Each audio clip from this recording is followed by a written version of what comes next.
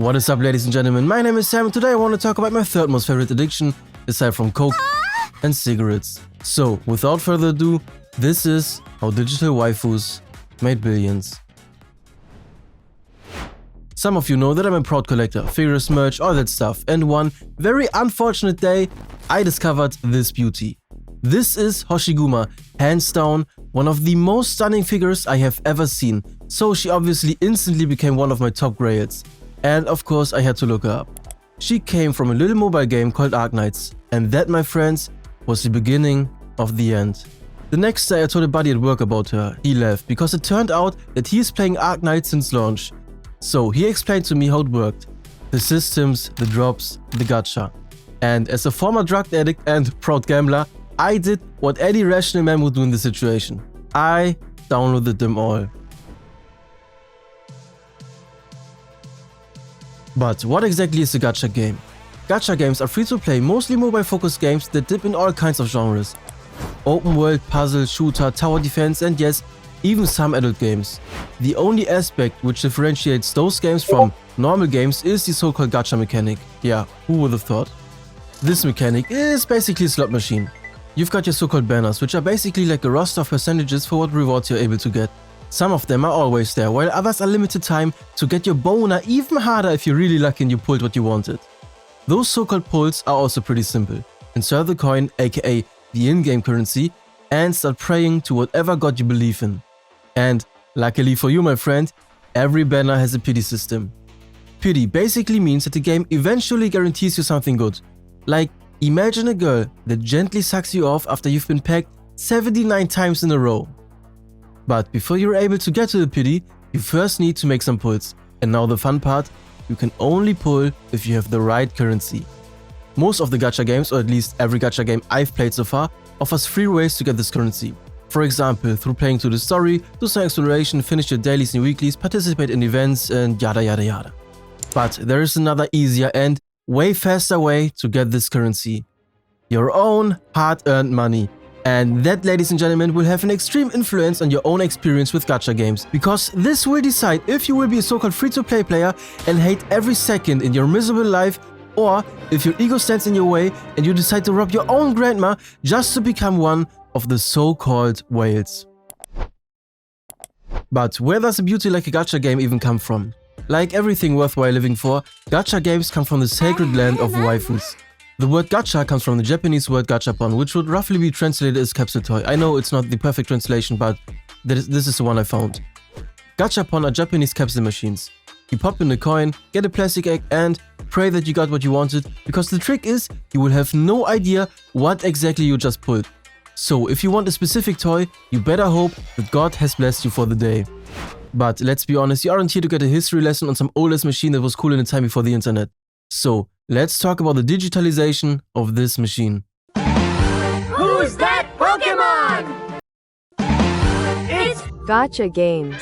Once, in a time long gone, there was a game called MapleStory. And unfortunately, for future generations of degenerates, this was a game that introduced the gachapon mechanic to a whole new audience. And after that, nobody was able to stop this newfound money printer. Dragon Collection was released in 2010 by a Japanese mobile social network called GREE or GREE or whatever, basically Konami. This game was a card battler with over 7,000 characters to play. And I think you guessed it already, this was the first game that was completely built around the gacha mechanic. But over time, gacha devs noticed something. Yeah, some of the monsters would make some pretty neat amounts of money for them. But what do you think would happen if the reward for a limited time banner wasn't some ugly ass dragon, but rather an anime girl with some huge ass tits?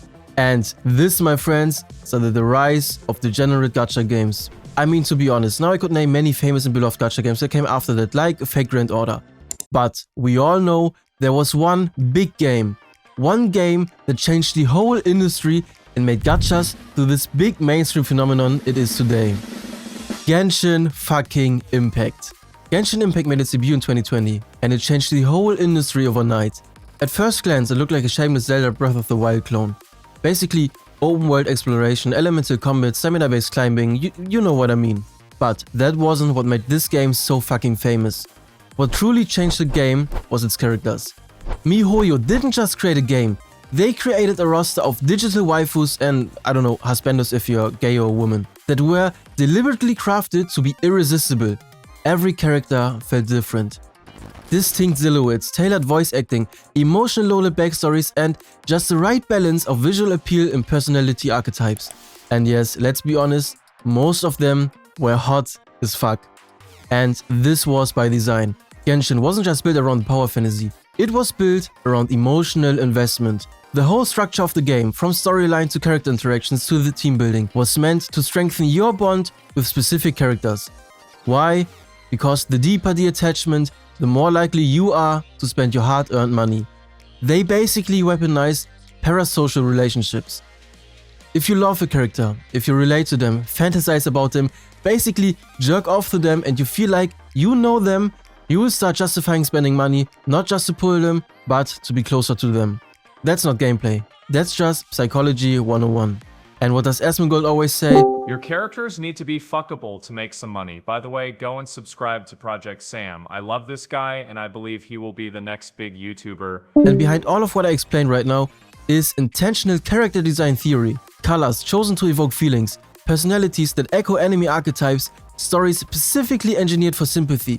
From a business standpoint, it's absolutely fucking genius and only deserves respect. But from a player's perspective, it is absolutely dangerously effective. And I actually have a pretty good example for the emotional investment part. Remember the Hoshiguma I talked about earlier? I've never bought her. Not because I don't have the money. I mean, to be honest, I'm broke as fuck, but that's not the point. I simply couldn't justify buying the figure because I've never pulled her in the game. And don't think I haven't tried. Trust me, I have over and over and over again. But I simply couldn't bring myself to buy something only because it looked dope when I didn't have some kind of emotional investment to the character. By the way, I know that Genshin wasn't the first game with hot characters, and I know that it wasn't the first game that tried using emotional investment. But if you like the game or not, it was a game that made gachas mainstream, so I just used this one for this example. But now let's dive a little deeper into the psychology of gacha games. Through my explanation earlier, it would seem like you would pull on a banner and if you're lucky enough, or you spend enough money, you would get the desired character and would be happy, right? Yeah, would be cool if it would be like that. But getting the character once would be boring. Because you really love the character, don't you? I mean, she's your wallpaper on your PC and even on your phone. I mean, her personality is so goddamn cute and the only thing you want is sleep between her thick-ass thighs.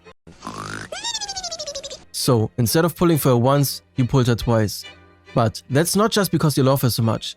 Nah, it's for the crazy benefits you get through the duplicates mechanic or whatever it's called in your specific game. Because if you get a character more than once, you get a bony like 0.69% chance to crit while walking to the left. I mean, it's worth it, right? And if you have a really big dick, you pull her to the max. Because you are really one of the only people who really get her, right? But, oh boy, that's not enough. Nah, you're one of those 19 inches of venom guys. I mean, what is a waifu without her weapon? So now you go out of your way to farm for a different currency just to be able to pull for a weapon. Or you just spend some money. I mean, what are a few more bucks when you already crossed the line and invested 200 bucks just to pull her, right? But even this isn't enough for you. No, you're not focused on one character. You are focused on the entire team. So you just repeat everything you've just did for 2 more characters. But maybe, and just maybe, you reach the end game and you want to be one of the really big players. So one team wouldn't be enough. So you start building a second team and maybe even a third team just to be on top on every other player in a fucking single player game. Alright, enough with all this bullshit. You should get what I mean. The problem, aside from the psychological perspective, is that gacha games offer you the illusion of control. Because that is exactly the reason for hard pities. The feeling of, okay, when I pay like 37 bucks I will get around 25 pulls and reach the hard pity. I will definitely don't lose my 50-50, right? Because the game loves me and I love the game. I am the chosen one. And that, ladies and gentlemen, is how digital waifus made billions.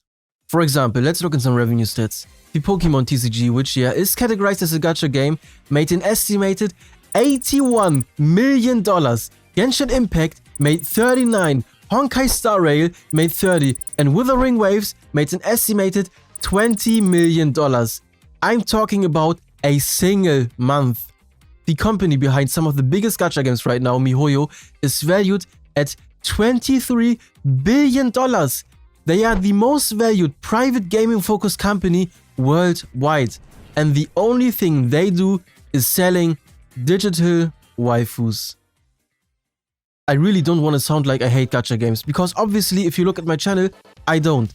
I honestly love many gacha games, but not because they are gacha games, but because I actually like those games.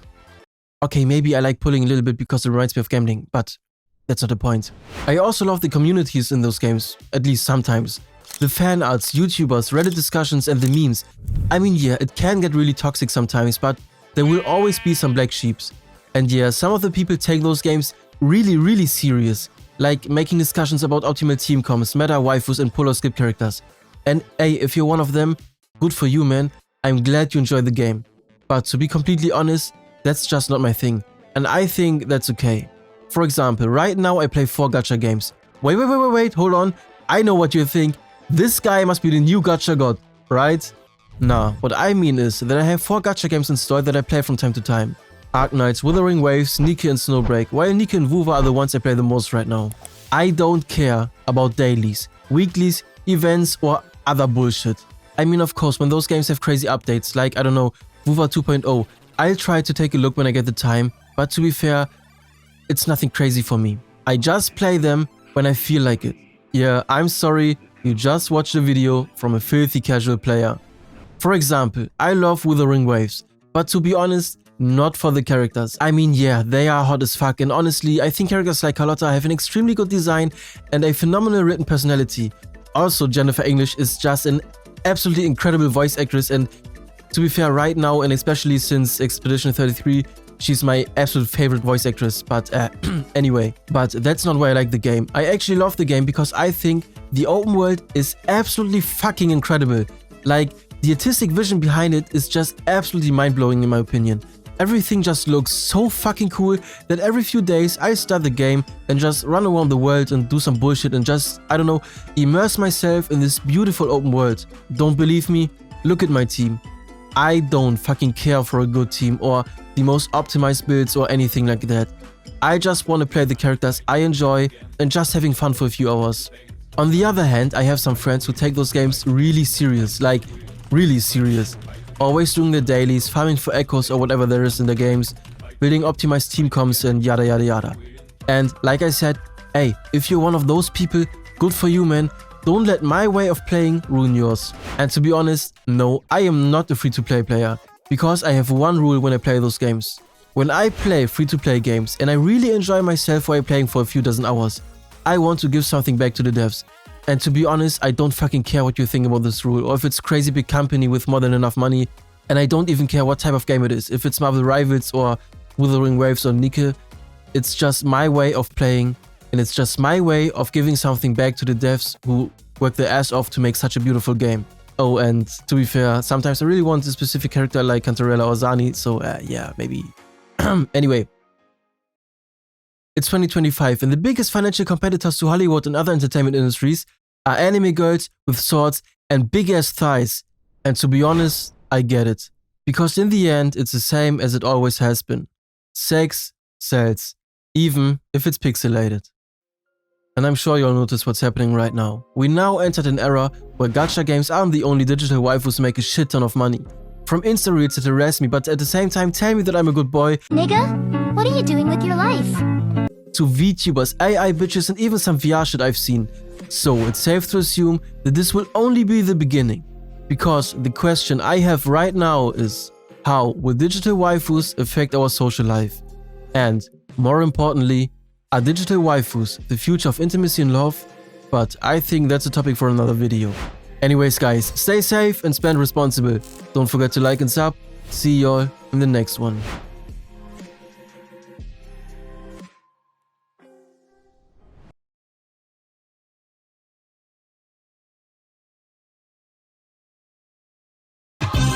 Gotta testify, come up in the spot looking extra fly. For the day I die, I'ma touch the sky. Back when they thought pink polos would hurt the rock. Before Cam got the shit to pop, the doors closed. I felt like bad boy street team, I couldn't work the locks. Now let's go. Take them back to the plan. Me and my mama hopped in that U-Haul van.